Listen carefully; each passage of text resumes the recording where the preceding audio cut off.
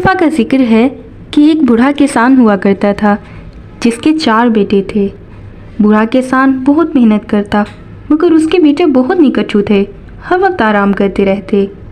وہ سمجھتے تھے کہ ان کے باپ کی زمین ہے تو وہ سکون کی زندگی گزار سکتے ہیں، مگر بوڑھا کسان جانتا تھا کہ زمین بھی تب پھل دیتی ہے جب محنت کی جائے، مگر لاپرواہ بیٹے اس بات کو نہ سمجھتے تھے۔ پر ایک دن بوڑھا کسان بیمار ہو گیا، اتنا کہ وہ سارا دن بستر پر لیٹا رہتا اور کوئی کام نہ کر سکتا۔ گھر میں کھانے پینے کی چیزیں ختم ہونے لگی۔ کسان بہت پریشان ہوا، وہ چاہتا تھا کہ اب اس کی جگہ اس کے 4 بیٹے کھیت میں کام کریں۔ اس کے لیے بوڑھے کسان نے ایک ترکیب سوچی۔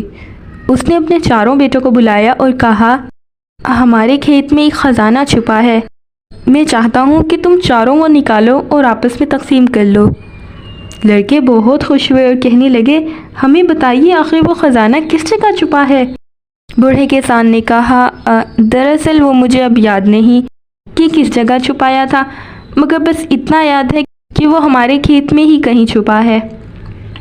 لڑکے یہ بات جان کر بہت خوش ہوئے کہ ان کی زمین میں خزانہ چھپا ہے۔ انہوں نے فوراً کھیت کا رخ کیا اور کچھ ہی دیر میں سارا کھیت کھود ڈالا، مگر خزانہ کہیں سے نہ نکلا۔